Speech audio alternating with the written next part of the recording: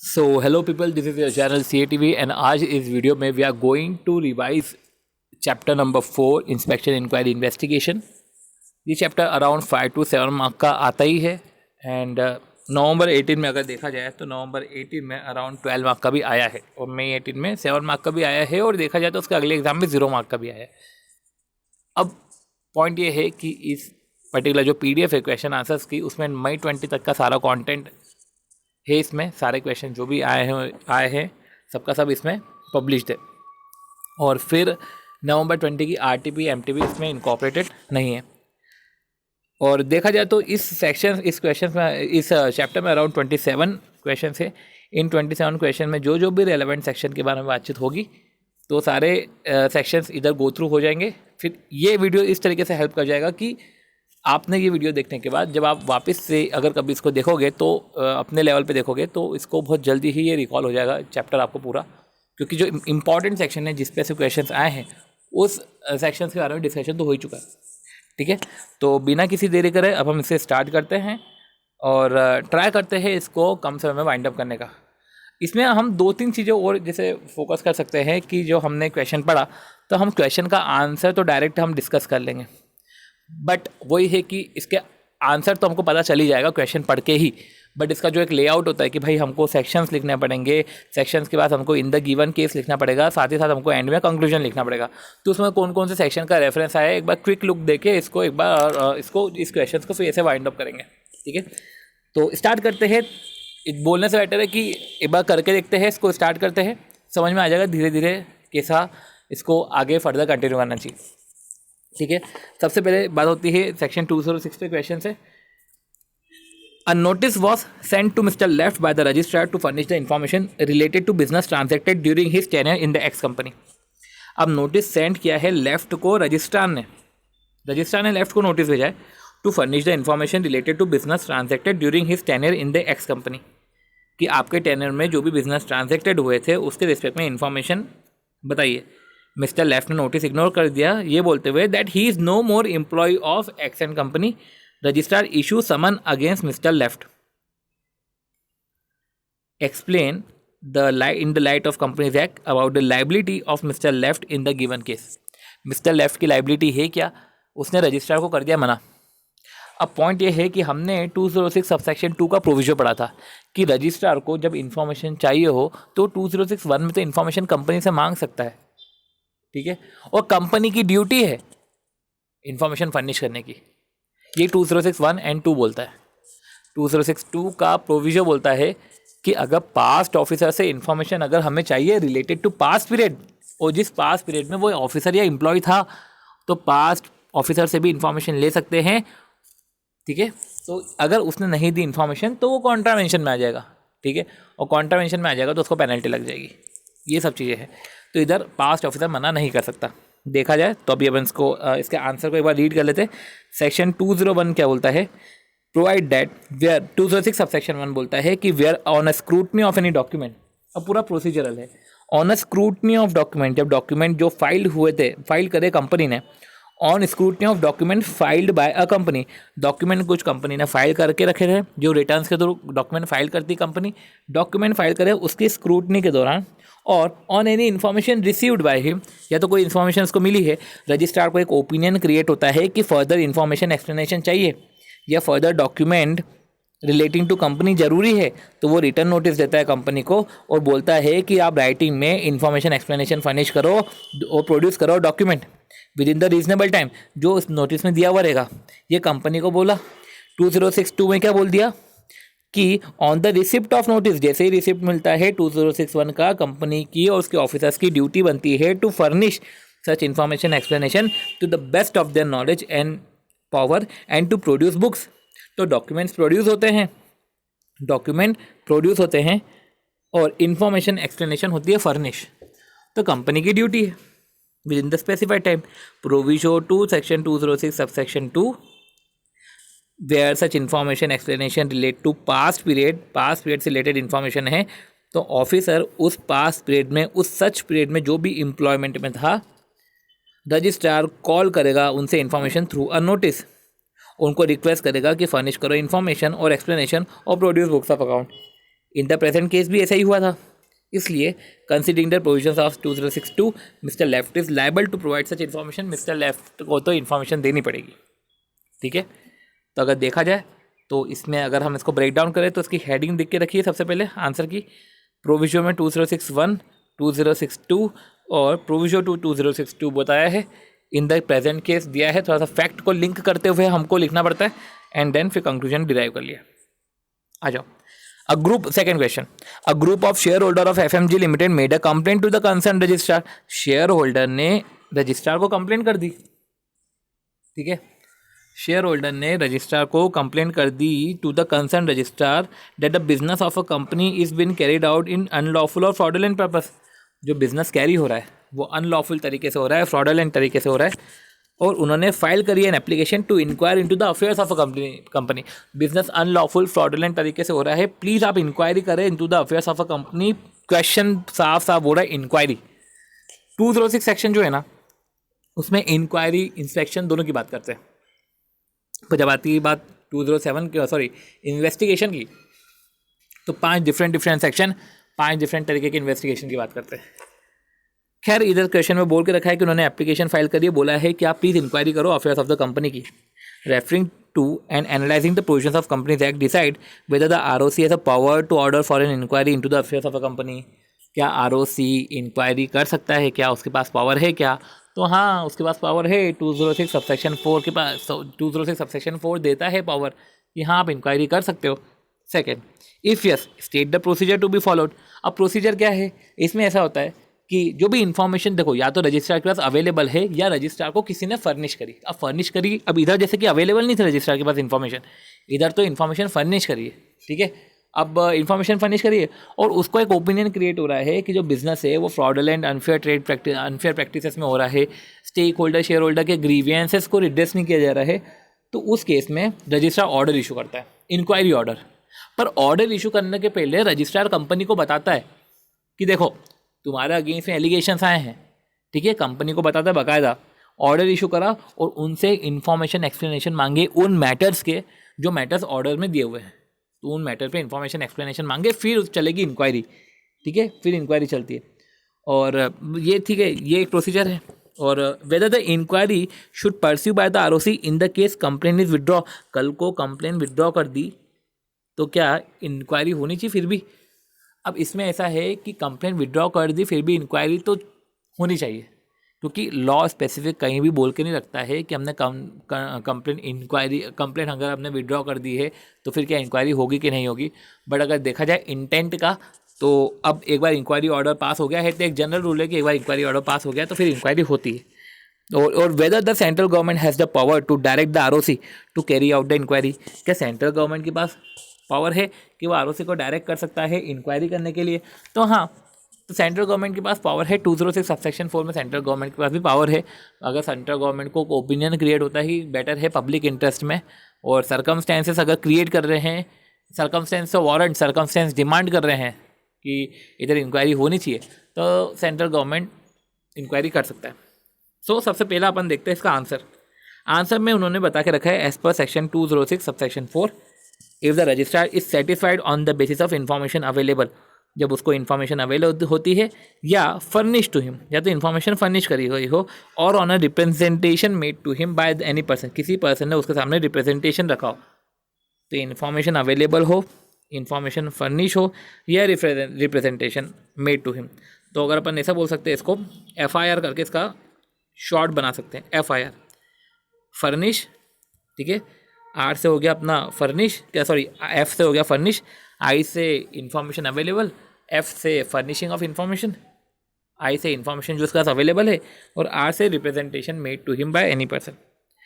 और उसको एक रीज़न टू बिलीव क्रिएट होता है कि that business of a company का बिजनेस वो फ्रॉडुलेंट और अनलॉफुल पर्पस से हो रहा है, फ्रॉडुलेंट और अनलॉफुल पर्पस से हो रहा है, और not in compliance with the provision है, और ग्रीवियंस ऑफ इन्वेस्टर भी एड्रेस नहीं हो रहे हैं। तब क्या करें?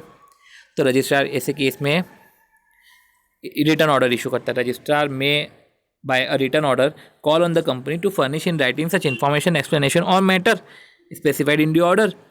तो रिटर्न रिटर्न ऑर्डर से वो कॉल कर सकता है कंपनी को कि फर्निश करो राइटिंग में information explanation on particular matter जो स्पेसिफाई करके रखे हैं ऑर्डर में within such time as he may specify and carry out such inquiry as he deem fit after providing the company the reasonable opportunity of being heard. Opportunity of being heard देने के बाद आपको जितनी inquiry करनी करो, carry out such inquiry as it deem fit after providing opportunity of being heard. Before passing such order, registrar has to inform the company the allegations made against it। तो वो अपन ने बात करी थी कि एलिगेशन के बारे में कंपनी को इन्फॉर्म करना पड़ता है, ठीक है। अब conclusion based on the provision of 206 subsection 4 following conclusion में बी ड्रॉन। सबसे पहले आरओसी के पास पावर है टू फॉर एन इंक्वायरी, जो हमने बात करके रखी थी कि क्या आरओसी के पास पावर है फॉर एन इंक्वायरी, तो हाँ है। फिर सेकेंड क्वेश्चन था if yes state the procedure, तो प्रोसीजर क्या है, procedure to be followed is covered in 206 subsection 4।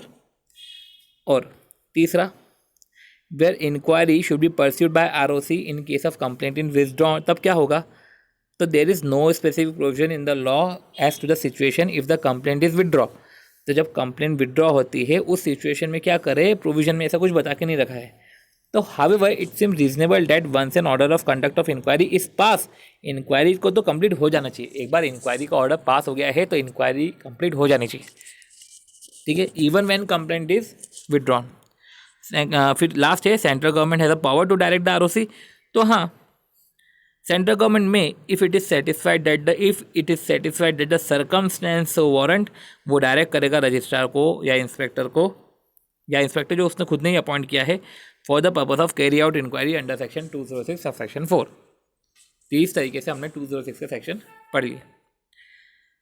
आती है बात रिपोर्ट ऑन इंस्पेक्शन मेड। अब इंस्पेक्शन करा उस पर report 208 the registrar after inspection of the books of account. सबसे पहले 208 के रिस्पेक्ट में मैं आपको थोड़ा सा ब्रीफ बता दूं तो इंक्वायरी होती है तो इंक्वायरी पे भी रिपोर्ट आती है, इंस्पेक्शन हुआ इंस्पेक्शन पे भी रिपोर्ट आई, और रजिस्ट्रार या इंस्पेक्टर जो भी है वो एक रिपोर्ट फर्निश करते हैं सेंट्रल गवर्नमेंट को, ठीक है। अब रिपोर्ट में एक रिकमेंडेशन होती है, रिपोर्ट में रिकमेंडेशन होती है that further investigation is necessary. अब उन्होंने इंक्वायरी और इन्वेस्टिगेशन कर दिया, उसकी रिपोर्ट जब वो सेंट्रल गवर्नमेंट को दे रहे हैं तो इनके ऊपर है, ये में है इसके अंदर, तो ये इसमें रिकमेंडेशन ऐड कर सकते हैं कि फर्दर इन्वेस्टिगेशन नेसेसरी है या फर्दर इन्वेस्टिगेशन नेसेसरी है, वो डाल सकते हैं नहीं भी डाल सकते हैं, जो भी हो। उन्होंने रिपोर्ट फर्निश करी, फिर सेंट्रल गवर्नमेंट को जब वो रिपोर्ट रिसीव होती है तो सेंट्रल गवर्नमेंट के पास अब ओपिनियन है कि वो इन्वेस्टिगेशन करना चाहे तो करे, नहीं करना चाहे तो नहीं करे, ठीक है। तो इस तरीके से 208 है। क्वेश्चन 3 पढ़ते, रजिस्ट्रार आफ्टर इंस्पेक्शन, देखो रजिस्ट्रार ने इंस्पेक्शन करा of the books of account of PQR, submitted its report with further recommendation of investigation, अपनी रिपोर्ट उसने सबमिट करी, वो फर्दर रिकमेंड कर दिया इन्वेस्टिगेशन का। Explain the law as to the recommendation for the further investigation by the partner, explain the law as to the recommendation for further investigation. अगर आप recommend कर रहे हो फर्दर इन्वेस्टिगेशन का तो वो तो सेक्शन 208 में बोल के रखा है। Section 208 of companies act 2013 provide करता है कि जो रजिस्ट्रार और इंस्पेक्टर है after the inspection of books of account and और an inquiry under section 206 and books and other books and papers of the company under section 207। देखो inspection हो रहा है बुक्स ऑफ अकाउंट का और an inquiry under section 206 and other books and papers of the company under section 207। तो ये है कि इंस्पेक्शन अगर बुक्स ऑफ अकाउंट का हो रहा है 206 लग जाएगा, इंक्वायरी 206 में, अगर books and other books and paper का इंस्पेक्शन करना है तो 207 में, जो भी है। ये करने के बाद रिपोर्ट सबमिट करी जाती है सेंट्रल गवर्नमेंट को। अब वो सेंट्रल गवर्नमेंट ने पावर डेलीगेट कर दी है RD को along with such document if any, such report में if necessary include a recommendation, में सच रिपोर्ट में इफ नेसेसरी, अगर उनको लग रहा है तो वो रिकमेंडेशन इंक्लूड कर सकते हैं that further investigation of affairs is necessary, और गिविंग रीजंस, बाकायदा रीजंस भी जाते हैं कि रिकमेंड की फर्दर इन्वेस्टिगेशन जरूरी, फर्दर इन्वेस्टिगेशन रिकमेंडेड है और ये क्यों उनको ऐसा लगता है, रीजंस फॉर फर्दर रिकमेंडेशन, तो गिव रीजन इन सपोर्ट, तो ये भी दिया जाता है, ठीक है। अब आती है बात सेक्शन 209 सर्च एंड सीजर की। तो A group of creditor of Mac Trading Limited make a complaint to the registrar of the company. A group of creditor का एक ग्रुप, ठीक है, Mac Trading Limited कंप्लेंट करता है to the registrar of companies Hyderabad alleging, हाँ 1 second, okay. So pardon करता हूँ मैं।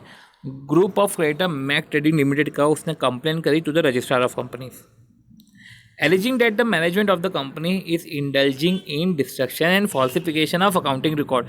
वो मैनेजमेंट है ना कंपनी का, वो इंडल्ज है डिस्ट्रक्शन में और फॉल्सिफिकेशन में of accounting record. Complainants request the registrar to take immediate step to seize the record.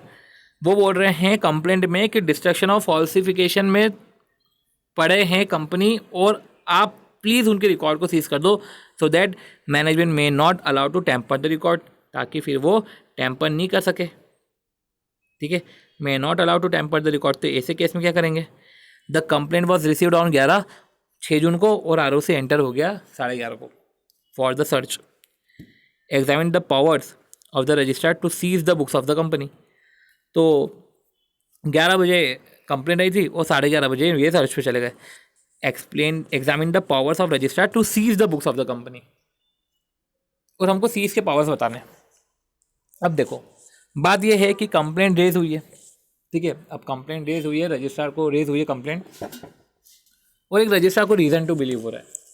अब इधर कंप्लेंट में बोल रहे हैं कि डिस्ट्रक्शन फॉल्सिफिकेशन कर देंगी मैनेजमेंट ऑफ द कंपनी। तो सेक्शन 208 भी ऐसा ही बोलता है कि अगर रजिस्ट्रार या इंस्पेक्टर को, इधर इंस्पेक्टर भी कवर है, रजिस्ट्रार या इंस्पेक्टर को अगर कंप्लेंट रिसीव होती है और इनको रीज़न टू बिलीव होता है कि बुक्स ऑफ अकाउंट जो है वो सैड एफएम हो जाएंगे। जैसे रैड एफएम होता है वैसे होता है सैड एफएम। मैं इधर लिख देता हूँ, ठीक है, ठीक है। तो बुक्स ऑफ अकाउंट जो है वो सैड एफएम हो जाएंगे, secreted, altered, destroyed, falsified, mutilated हो जाएंगे। तो ऐसे केस में रीज़न टू बिलीव हो रहा है कि बुक्स ऑफ अकाउंट और बुक्स एंड पेपर जो भी है वो सैड एफएम हो जाएंगे। तो ऐसे केस में वो इंटर, सर्च एंड सीज कर सकते हैं books of account of the company, books of account and books and paper of company. साथ ही साथ कंपनी के KMP, director, auditor, CS in practice, सब उनको सीज कर सकते हैं। Enter, search and seize sequence है, एंटर करो, सर्च करो, सीज करो। बट सीज करने से पहले रजिस्ट्रार और इंस्पेक्टर को स्पेशल कोर्ट की परमिशन चाहिए रहेगी। तो परमिशन कैसे मिलेगी? तो भैया आप एप्लीकेशन दो स्पेशल कोर्ट को, स्पेशल कोर्ट परमिशन देगा, वो सीजर को ऑर्डर देगा, तब जाके सीज होगा, उसके पहले सीज नहीं होगा। मतलब कि कल को आप सर्च कर सकते हो, एंटर कर सकते हो, सर्च कर सकते हो, पर सीज नहीं कर सकते। सीज के लिए आपको परमिशन लगेगी, ठीक है। चलो स्टार्ट करते हैं। तो इसका अगला वाला क्वेश्चन भी ऐसा ही है जो आया था नवंबर 18 की आरटीपी में क्वेश्चन। तो पढ़ लेते हैं। चलो, ग्रुप ऑफ क्रेडिटर है, कंप्लेंट करी रजिस्ट्रार को, एलिज कर रहे हैं कि मैनेजमेंट जो है इन्वॉल्व है डिस्ट्रक्शन और फॉल्सिफिकेशन में। रजिस्ट्रार को रिक्वेस्ट करी इमीडिएट स्टेप लो, सीज करो रिकॉर्ड को। अब सीज तो नहीं करेंगे, स्पेशल कोर्ट की परमिशन लगेगी। कंप्लेंट, ठीक है, so that management may not allow to tamper with the record. Complaint receive हुई 11 बजे और registrar attempt to enter into premise but as denied by the company, ठीक है। अब कंटेंशन क्या है? Is the contention of company is valid? रुको, registrar has attempt to enter the premise of the company, registrar has attempt to enter the premise of a company but has denied by the company. अब enter हुआ but has denied by the company due to not having order from the special court. अब point ये है कि special court से seizure order आता है। अब इतना स्पेसिफिक अगर आंसर चला हो तो अच्छी बात है। अब देखते हैं कि मेरे हिसाब से तो इधर एंटर नहीं होना चाहिए, नॉट टू एंटर। मैं इधर ही लिख देता हूँ नॉट टू एंटर, बट इसके आंसर से समझ में आ जाएगा कि ये होलिस्टिकली बातें कर रहा है क्या, क्योंकि इतनी डिटेल में बात कर रहा है क्या, क्योंकि सीजर के लिए ऑर्डर चाहिए रहता है, एंटर तो कर सकते हैं। चलो फिर भी आप अपन देखते हैं कि किसकी बातें चल रही है, क्या बातें चल रही है। तो circumstances of the circumstance for seizure, section 209 subsection 1 of the Companies Act provides that whereupon information is in possession or otherwise, information जिसके पास है या अदरवाइज द रजिस्ट्रार और इंस्पेक्टर को अगर रीजनेबल ग्राउंड टू बिलीव है, रजिस्ट्रार और inspector के पास अगर रीजनेबल ग्राउंड टू बिलीव है कि बुक्स एंड पेपर, मैं बुक्स ऑफ अकाउंट बोल रहा था, ठीक है, books and paper of the company, और कंपनी के साथ साथ मैं आपको बताया है कि KMP, director, CS in practice, auditor, सब, ठीक है। और सीएस इन प्रैक्टिस तब जब when company has not appointed a company secretary.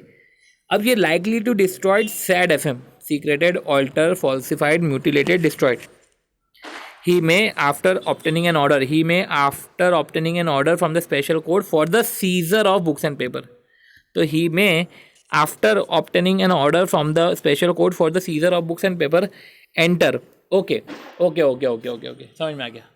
He may after obtaining an order from the special court for the seizure means उसको seizure का order पहले मिलेगा, पहले वो सीजर का ऑर्डर ले. He may after obtaining an order from special court, special court से पहले वो ऑर्डर ले ले सीजर का.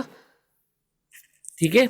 ही may enter with such assistance as may be required and search, enter कर सकता है, सर्च कर सकता है, सीज कर सकता है बुक्स एंड पेपर जो उसको नेसेसरी है आफ्टर अलाउिंग द कंपनी. और वैसे भी वो कंपनी को अलाउ करता है कि आपको कॉपीज़ या एक्सट्रैक्ट चाहिए है from such book and paper at its cost, आप ले लो. ठीक है. तो इसको थोड़ा सा रीड ड्राफ्ट कर लेते हैं. So in the present case भी ऐसे ही हुआ था. ठीक है. In the given scenario company has failed to obtain permission from the special court, so he is not authorise to enter into the premises. अब जैसे कि मैंने इधर बोला था कि नॉट टू एंटर, तो मैंने नॉट टू एंटर के पीछे एक रीज़न बोला था कि मैंने ये बोला था कि एंटर और सर्च कर सकता है, क्योंकि मैं डीप में चले गया था. एंटर और सर्च कर सकता है पर सीज नहीं कर सकता. पर पॉइंट ये है कि अगर सीजर ऑर्डर नहीं मिला तो आप एंटर भी नहीं कर सकते. ठीक है. तो आपको ऑर्डर तो सीजर का ही मिलेगा. ठीक है. ऑर्डर सीजर का ही है, पर सीजर ऑर्डर से पहले आप एंटर, सर्च एंड सीज नहीं कर सकते.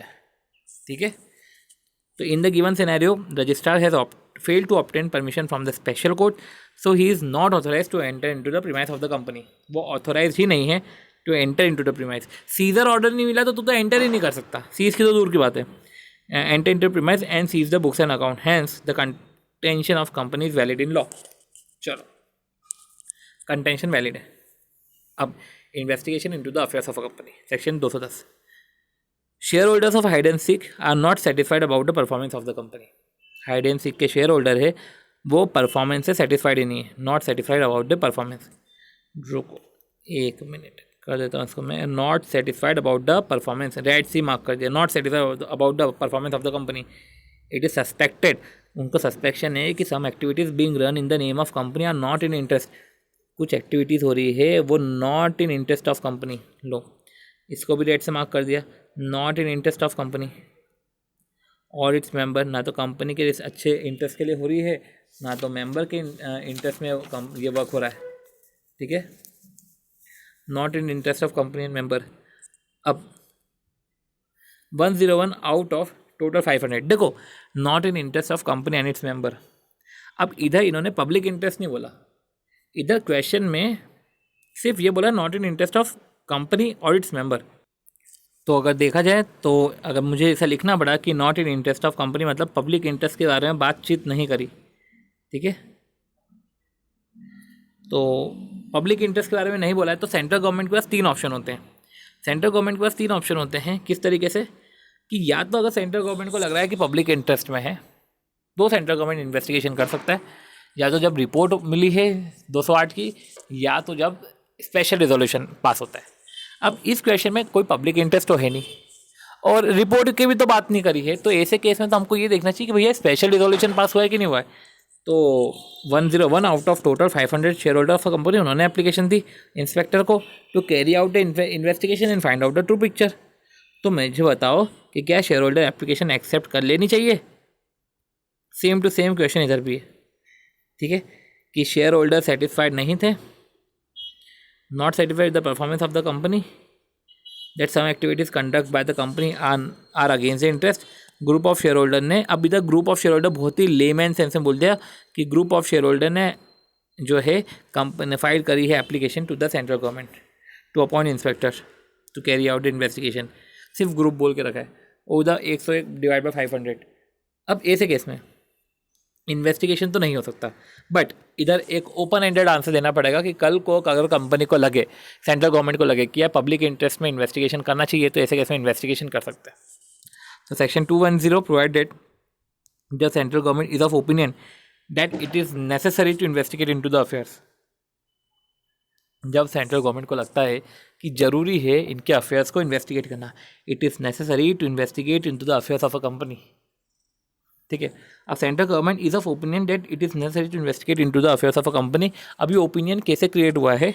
On the receipt of report या तो रजिस्ट्रार इंस्पेक्टर से रिपोर्ट रिसीव हुई है, या तो स्पेशल रिजोल्यूशन पास हुआ है that the affairs of a company ought to be investigate और in public interest it may order an investigation into the affairs of a company. तो क्या बोला है, it may order an investigation, ठीक है। तो ऐसे केस में it may order an investigation, जरूरी भी नहीं है इन्वेस्टिगेशन करना कल को, तो it may order an investigation into the affairs of a company, तो it may order an investigation into the affairs of a company, तो वो मे पे है, ठीक है ना। अब इन द प्रेजेंट केस, इधर in the present case share holder of Hide and Seek वो सेटिस्फाइड नहीं थे परफॉर्मेंस ऑफ द कंपनी में, और it is suspected that some activities जो है कंपनी के नाम पे रन हो रही है are not in interest of the company. 101 out of 500 share holder ने एप्लीकेशन दी है to appoint an inspector to carry out investigation, find out the true picture, considering the provisions of section 210 sub section 1, application will not be accepted as the special resolution not passed. अब देखो public interest की तो बात नहीं करी थी ना, तो एप्लीकेशन तो पास होगा नहीं, बट अगर आपको ओपन एंडेड आंसर लिखना हो तो कल का आप ऐसा लिख सकते हो कि अगर सेंट्रल गवर्नमेंट, वैसे तो स्पेशल रेजोल्यूशन पास नहीं हुआ है, पर कल को सेंट्रल गवर्नमेंट को लग रहा है कि पब्लिक इंटरेस्ट में है, इन्वेस्टिगेशन करना जरूरी, तो इन्वेस्टिगेशन करा जा सकता है। Central government has a discretion to order for investigation. कल को चलो स्पेशल रिजोल्यूशन पास भी हो गया, फिर भी सेंट्रल गवर्नमेंट को कोई बाउंड नहीं है, सेंट्रल गवर्नमेंट के ऊपर है। सेंट्रल गवर्नमेंट को अगर ओपिनियन क्रिएट होगा तो इन्वेस्टिगेशन करेगा, अदरवाइज नहीं भी करेगा तो सेंट्रल गवर्नमेंट कोई कॉन्ट्रावेंशन नहीं कर दिया, वो सेंट्रल गवर्नमेंट के ऊपर है, ठीक है। क्वेश्चन में बोल के रखा है वापस। मैं अब ऐसा करता हूँ कि जो इम्पोर्टेंट पॉइंट्स है उसको मैं ब्लू से हाईलाइट कर लूँगा, और जो मेजर पॉइंट है ना, जो जिस पे क्वेश्चन आ रहा है उसको मैं रेड से हाईलाइट करता हूँ। अब इस क्वेश्चन में अगर आप देखें कि majority of the board of director, इधर कंप्लेन कौन कर रहा है, बोर्ड ऑफ डायरेक्टर कंप्लेन कर रहे हैं हाई वैल्यू इन्फोटेक लिमिटेड के, having realise that some of the business activities जो है वो कंपनी के नाम पे नहीं हो रही है, not in interest of the company and its member, same to same question है। They want that the company should make application to central government, ये बोल रहे हैं कि कंपनी को application, they want that company should make an application to central government.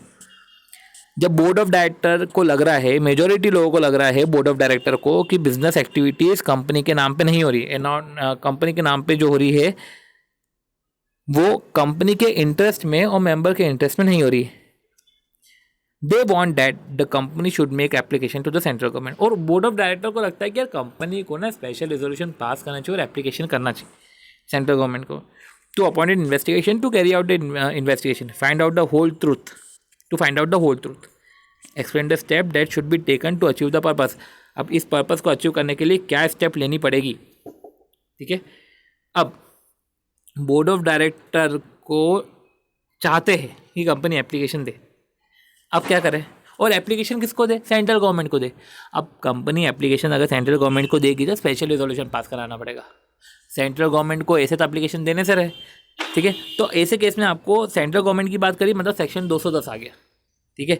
और section 210 of companies Act provide that where central government को opinion create होता है that it is necessary to investigate into the affairs of a company. Central government को लगता है कि investigation करना जरूरी है, तो ये ओपिनियन कैसे क्रिएट हुआ, on the receipt of report of inspector या रजिस्ट्रार, ये 208 में, या और intimation of special resolution pass by the company that affairs of a company ought to be investigated, या तो पब्लिक इंटरेस्ट में, तो वो ऑर्डर कर सकती है investigation into the affairs of a company. अगर इंस्टेंट केस में देखा जाए तो मेजॉरिटी ऑफ डायरेक्टर को रियलाइज़ हुआ है कि बिजनेस एक्टिविटी जो कंपनी के नाम पे हो रही है वो not in interest of company हो रही है, ना तो मेंबर के इंटरेस्ट में हो रही है, ना तो कंपनी के इंटरेस्ट में है, ना तो मेंबर के इंटरेस्ट में, तो नॉट इन इंटरेस्ट ऑफ इधर द कंपनी और इट्स मेंबर, ये कंपनी के इंटरेस्ट में नहीं हो रही है। They want that the company should make application to central government to appoint inspector to carry out investigation and find out the whole truth. Considering the provisions of 210, special resolution need to be passed and application to the central government. अगर वो चाहते हैं कि central government application दे, company application दे central government को, तो ऐसे case में central government को कंपनी को स्पेशल रिजोल्यूशन पास करवाना पड़ेगा। इस्टेब्लिशमेंट ऑफ SFIO, ये सब चीज़ें बोल के रखी है। अब आती है बात SFIO की। अब SFIO का सेक्शन है 212 सेक्शन, ठीक है। और एक्सप्लेन द, अब इसके रिस्पेक्ट में अपन कुछ क्वेश्चन देख लेते हैं। देखो SFIO का नाम ही है सीरियस फ्रॉड इन्वेस्टिगेशन ऑफिस, तो बोला जाता है कि सेंट्रल गवर्नमेंट सेंट्रल गवर्नमेंट ने बाकायदा अपॉइंट करके रखा है SFIO को। सेंट्रल गवर्नमेंट ने SFIO को अपॉइंट करके रखा है। तो SFIO का जो कॉन्स्टिट्यूशन है वो कॉन्स्टिट्यूशन सेंट्रल गवर्नमेंट ने नोटिफिकेशन से करके रखा है। SFIO फिर इन्वेस्टिगेशन करती है। जब सीरियस फ्रॉड होते हैं तो सेंट्रल गवर्नमेंट मैटर रेफर कर देती है SFIO को। ठीक है, अब SFIO के कंपोजिशन के रिस्पेक्ट में कोई से क्वेश्चन आंसर नहीं आए हैं, पर SFIO के कंपोजिशन में ऐसा है कि डायरेक्टर और experts of following field involve है, और ऑफिसर्स और एम्प्लॉयज़ भी सेंट्रल गवर्नमेंट अपॉइंट करते हैं। जो भी है सेंट्रल गवर्नमेंट SFIO के अंदर कॉन्स्टिट्यूशन करती है। तो अब किस किस केस में सेंट्रल गवर्नमेंट में भी जो है SFIO को केस दे सकती है। तो जब report under section 208 special resolution या पब्लिक इंटरेस्ट में जब सेंट्रल गवर्नमेंट को लग रहा है, या तो जब एक और चीज़ है कि जब डिपार्टमेंट ऑफ सेंट्रल गवर्नमेंट या स्टेट गवर्नमेंट ने कंप्लेंट रेज करी है और सेंट्रल गवर्नमेंट को ओपिनियन में है कि नेसेसरी है कि इन्वेस्टिगेशन करना नेसेसरी है, तो ऐसे केस में सेंट्रल गवर्नमेंट में एप्लीकेशन दे सकती है SFIO को। SFIO बाकायदा इन्वेस्टिगेशन करेगा, इंस्पेक्टर अपॉइंट करेगा, और इंस्पेक्टर के वो ही पावर है जो सेंट्रल गवर्नमेंट इंस्पेक्टर को अपॉइंट करती है, वैसे ही सारे पावर है। SFIO बाकायदा इंस्पेक्टर अपॉइंट करेगा, इंस्पेक्टर इन्वेस्टिगेशन और जो भी है सारी ड्यूटीज अपनी परफॉर्म करेगा बाकायदा। फिर SFIO अपनी रिपोर्ट सेंट्रल गवर्नमेंट को देगा। इंटरिम रिपोर्ट भी दे सकता है अगर सेंट्रल गवर्नमेंट बोले तो, अदरवाइज फाइनल रिपोर्ट तो देगा ही देगा। फिर सेंट्रल गवर्नमेंट के ऊपर है कि सेंट्रल गवर्नमेंट को क्या करना है। सेंट्रल गवर्नमेंट उसके बाद वैसे तो प्रोसिक्यूशन इनिशिएट करती है। सेंट्रल गवर्नमेंट उसके बाद में भी उसके ऊपर, मतलब कि वो में भी ज़रूरी नहीं है प्रोसिक्यूशन इनिशिएट करना, पर हाँ प्रोसिक्यूशन इनिशिएट कर सकती है। वो डायरेक्टर ऑफ SFIO को बोल सकते हैं कि देखो आपने रिपोर्ट हमको सबमिट करी, मैंने देखा और मुझे लग रहा है कि इसका प्रोसिक्यूशन करना चाहिए, तो सेंट्रल गवर्नमेंट प्रोसिक्यूशन का बोल सकती है SFIO के डायरेक्टर को, और वो प्रोसिक्यूट या अरेस्ट कर सकते हैं कंपनी को, एम्प्लॉय को, ऑफिसर को या person concern with the affairs. और उनको उनके पास राइट है टू नो द ग्राउंड कि आप इनको क्यों अरेस्ट कर रहे हो।